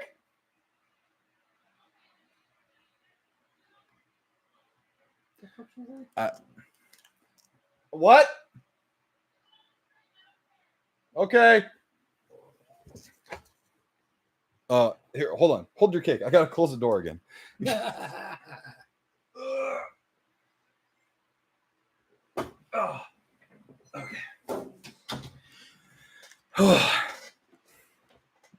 I'll do. You don't light your own fucking candles, dude. Come on. So Josh is 32. Okay.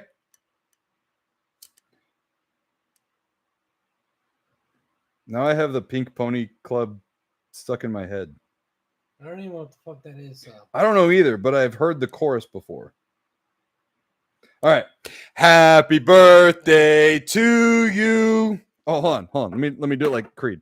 Happy birthday. No, I'm just kidding. Happy birthday to you. Happy birthday, best friend Josh. Happy birthday to you. Yeah, motherfucker. Yeah. Make a wish.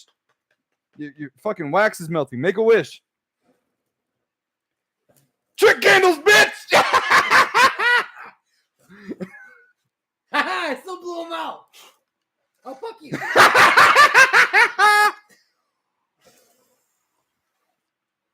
Wait, hold on. Fuck you.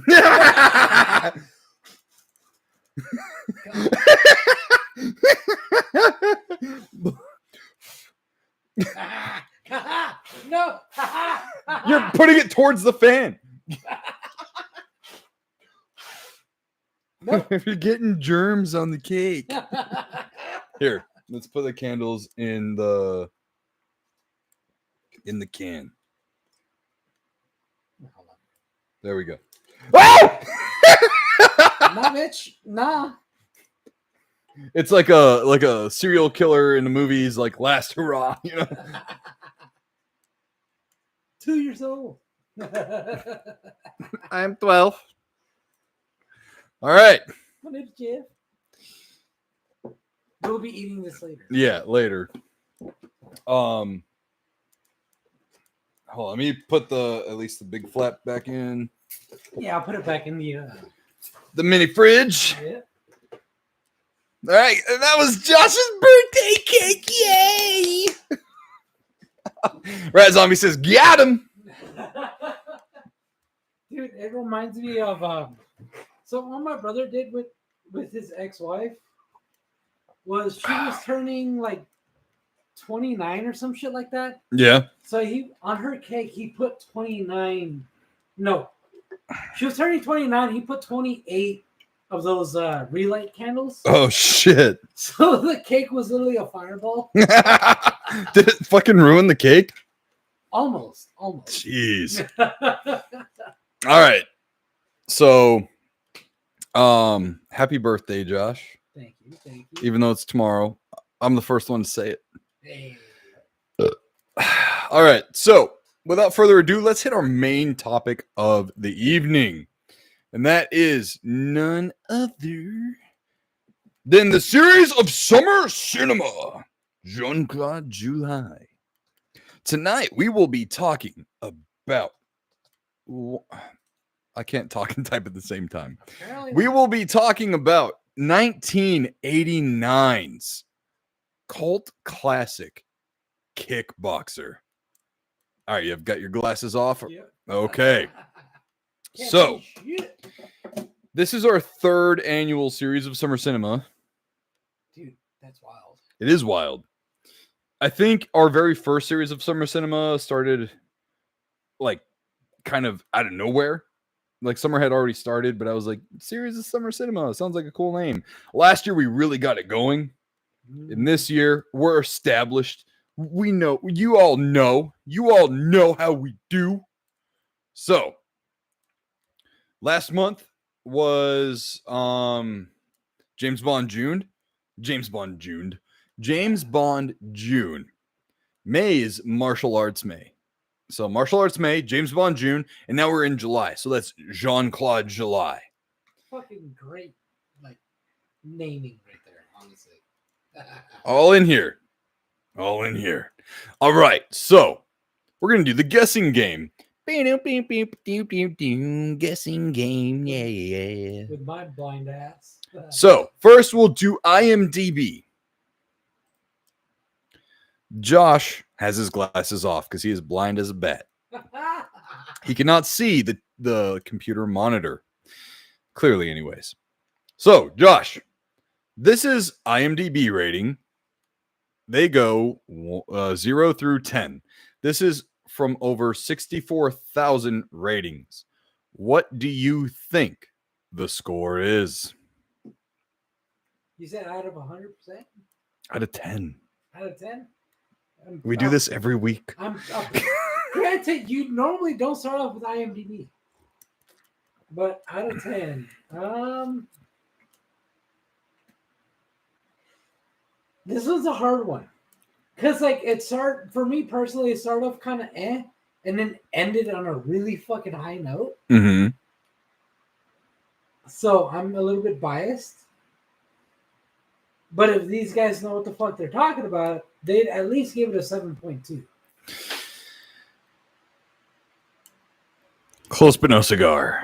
IMDb, I don't know why I said it that way. IMDb has this at a 6.4 out of 10, which is kind of funny because there are 64,000 ratings. So take that with what you will. Let's move on to Rotten Tomatoes. All right, these are out of 100% on both the tomato meter and popcorn meter. Okay. The tomato meter, this might be our lowest reviews for a movie.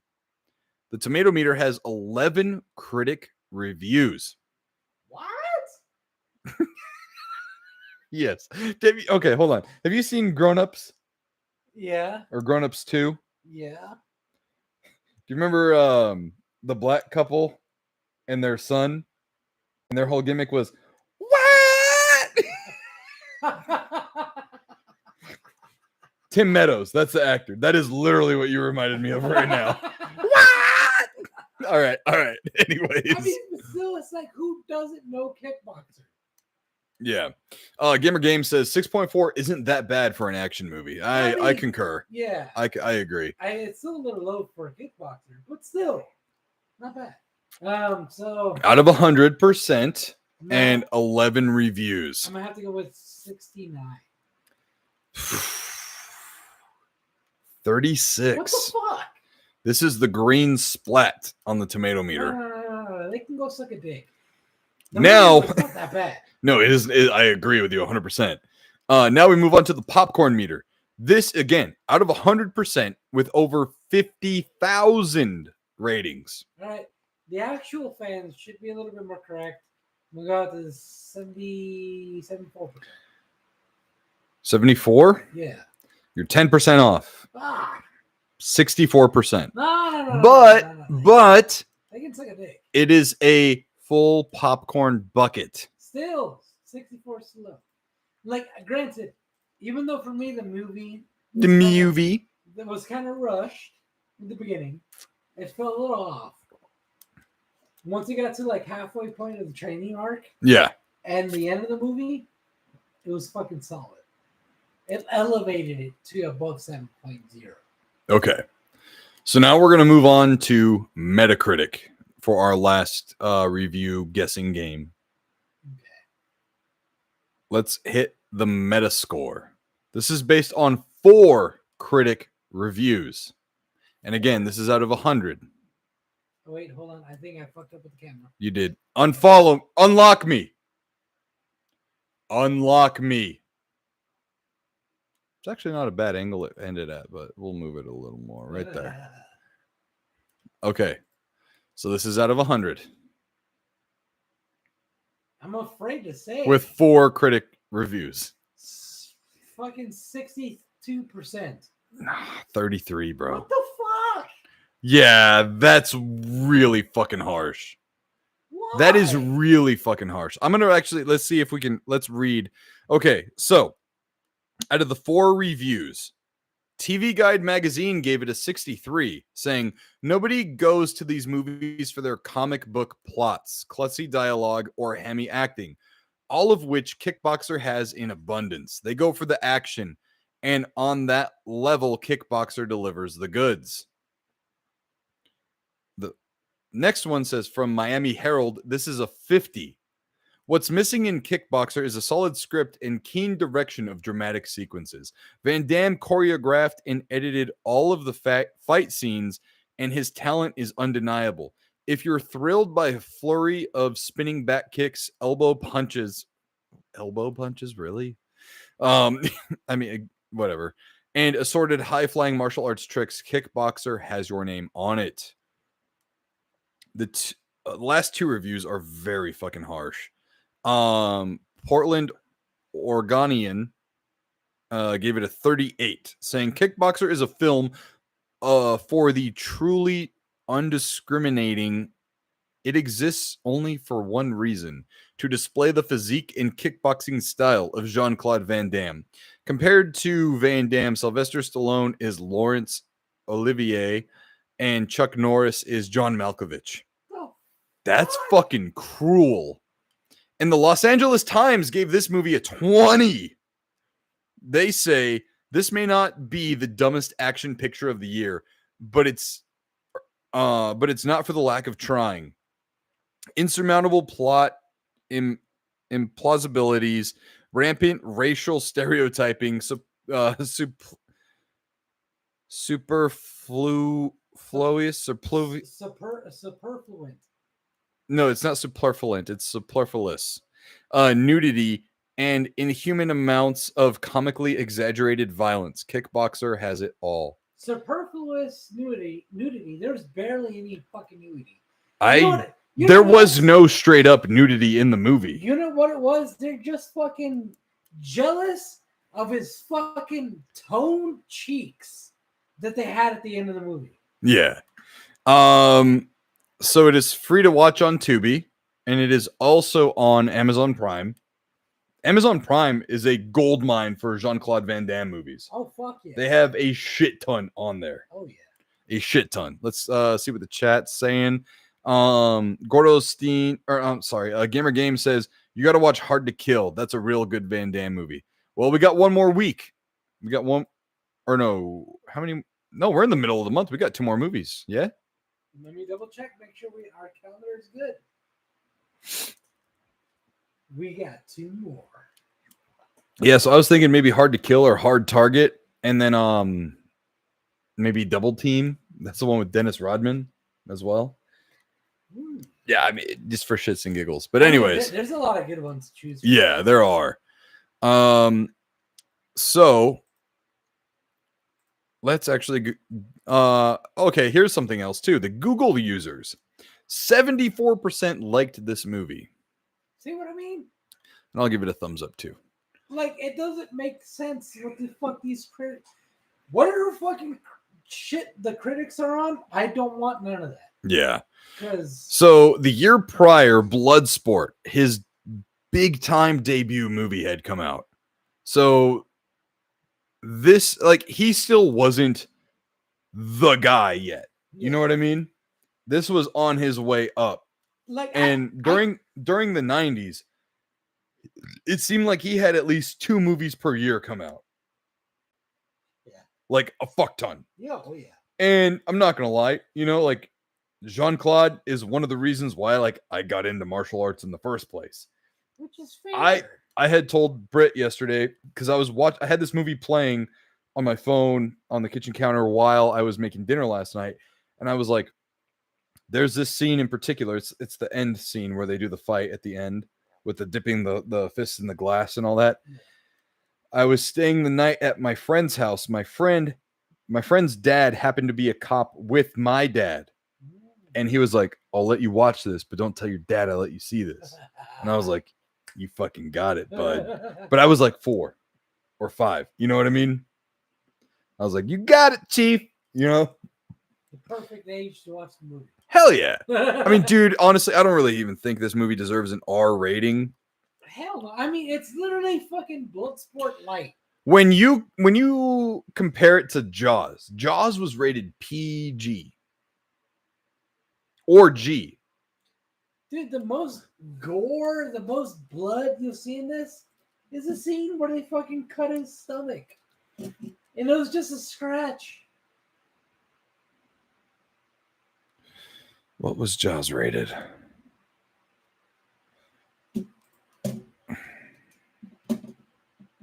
Rating.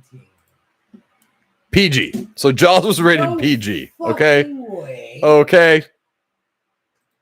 All right. Oh, you know what? It's the language. I bet you it's the language. Van Damme does say fuck a lot, especially in the beginning. Yeah. I mean, there's also the scene where she says that the dude straight up raped her. Yeah, that too. So I can see how that would change it to, like R. Which honestly, talking about that scene. I know it's skipping ahead a little bit, but talking about that scene, like, if that happened in real life, let's say I'm in Jean-Claude Van Damme's, pants, and his shoes in that moment. Like, if that happened to the girl I was into, the girl, that supported me and all that, because she ends up getting raped by the main bad guy. Tong Po. Tong Po, yes. Yeah. It's insinuated. It's not shown in the movie. Right. It's insinuated. Like, honestly, I would give her props for holding that back just to make sure, I perform well in the fight. Because, like, if I would have heard that in that situation, I would have lost my shit. Right. So, before we get further into our review of the movie, let me read the synopsis.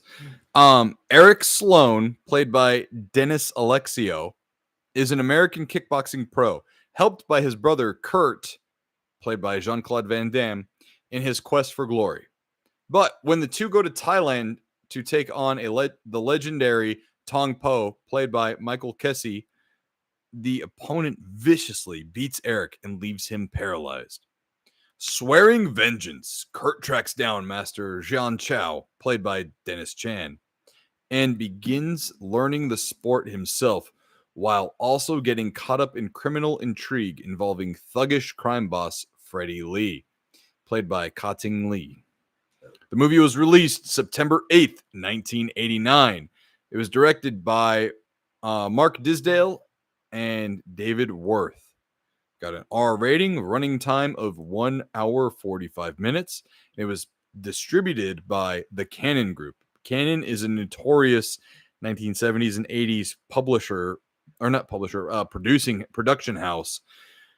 Like any corny action movie from the 80s, Cannon Films came up in the front. Like RoboCop and all that shit. Yeah. Toxic Avenger, maybe even. I don't know. This movie has like fucking 12 sequels. So there's Kickboxer in 1989, Kickboxer 2, 91, Kickboxer 3, 92, Kickboxer 4, 94, Redemption, Kickboxer 5, 95, Kickboxer Vengeance, 2016, Kickboxer Retaliation, 2018, and Kickboxer Armageddon doesn't seem to have a date yet. Don't tell me it's a newer Kickboxer that's coming out. Probably. I didn't even know about the 2016 and 2018 one. Yeah, Dave Bautista is actually a bad guy in the 2016 one. No fucking way. Yeah. In the 2016 film, Kickboxer Vengeance, marks Jean-Claude Van Damme's return to the franchise. He is also in Retaliation, as well as Mike Tyson and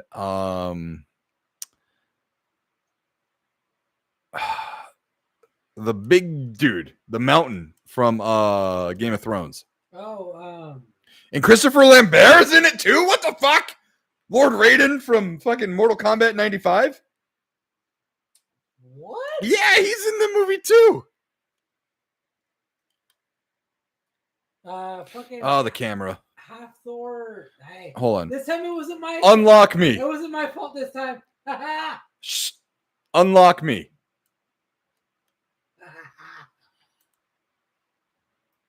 Oh, too far. Too far. Whoa, too high. Wanga high. Hi, Tolly. Right there. There we go. All right. I think it was half Thor Julius Bjornsson. That'd be Bjornsson. Bjornsson, yeah. Yeah. But I think his first name is pronounced half Thor. Yeah. Like half Thor. Like right. Half. Like into. But just... Jesus Christ, we fucking get it. So fun fact about the cast, Michael Kissy is also in Bloodsport and Lionheart and a few other movies that Jean-Claude Van Damme was also in. Oh shit, I did not yeah, know. So do you remember, because we talked about Bloodsport last year during Jean-Claude July. Yeah. So there was the Muay Thai fighter in Bloodsport. He had, I believe, orange shorts on.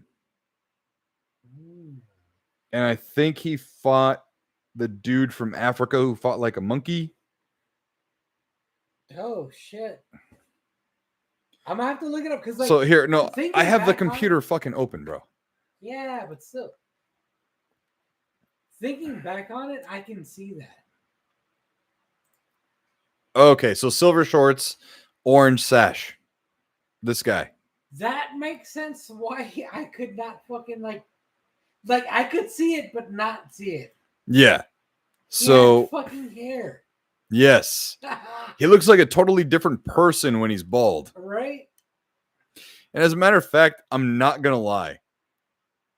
Him as Tong Po, like, dude, one of the most hateable villains in a fucking movie. Oh yeah. Hateable. I mean, like, I wanted to see Jean-Claude fucking kill this guy. Dude, yeah, at the end of the movie, I was like, bro, they let him off way too fucking easy. Way too easy. Yeah. Especially after what he did to his fucking brother.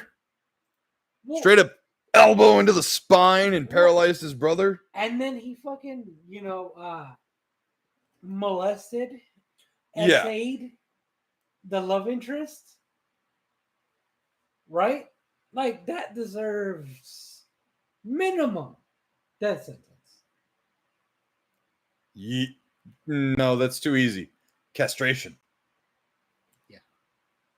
Yeah, you're right. Castration minimum.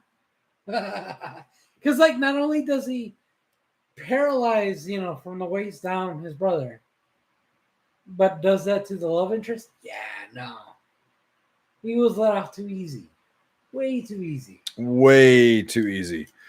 So, yeah, like the synopsis says, the movie like cold opens with Jean-Claude's brother, played by Dennis Alexio, who I don't think I've ever seen in any other movie.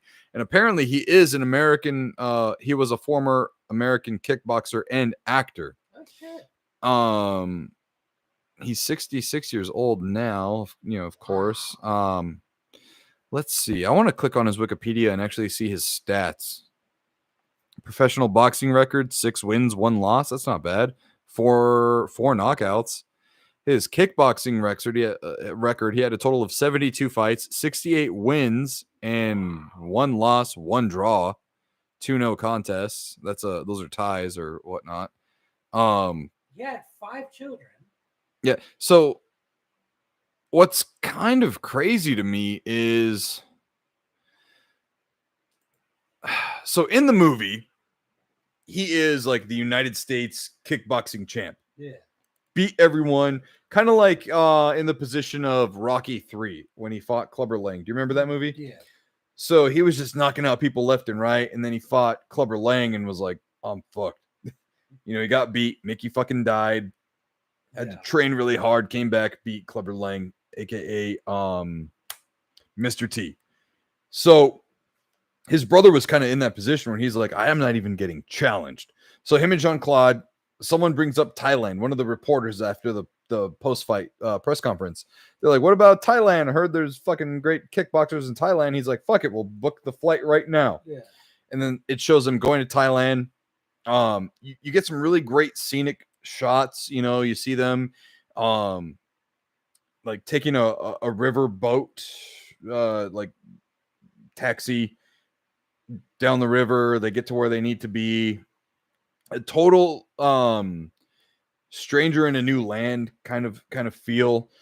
Jean-Claude obviously has a fighting aptitude and IQ because he is his brother's corner. Like they had asked, like, where's, like, do you train anymore with a gym or whatever? And he's like, nah, I got my little brother here with me, you know? Yeah, no, like, because he doesn't have a coach. Yeah. And they show you them training in a park, you know, and whatnot. And Jean-Claude is trying to teach him like some different kind of styles, you know, like repeated head kicks, not just. So what I'm trying to get at is the big brother who fights Tong Po, the American kickboxing champ. He's all about power, and Jean-Claude is about salt and peppering your opponent. Yeah. And during one of their training montages at a park, you see as they're sparring, Jean-Claude's trying to salt and pepper him, and he's like, "Nah, you're doing it all wrong." You know, he's kind of being a dick to him too. Like, I'm better. Like, he is one of those so fucking cocky, arrogant guys that thinks he's untouchable. He gets the ultimate comeuppance by being paralyzed, unfortunately. But he's like, it's all about power, you see. And then Jean-Claude, you know, grabs the pads and they start doing some pad work and whatnot. And you can just see right away, like, okay, well, Jean-Claude's character in the movie's not an idiot, you know. Both of them are in incredible shape, I would say, or good shape. But Jean-Claude like looks way more like lean. He looks leaner than his brother. Granted, his brother's the heavyweight champion. So, anyways, the Tong Po fight happens. Before that fight happens, Jean-Claude's brother's like, dude, go get me some ice, you know, blah, blah, blah, blah. Jean-Claude gets a bucket, goes to fill the ice, but he sees Tong Po warming up in his locker room, and Tong Po is literally kicking a concrete beam. Like a support beam. Yeah. And there is like plaster falling off the roof. You just hear the boom, boom, as the fucking building itself is kind of reverberating from its hits. Yeah. It's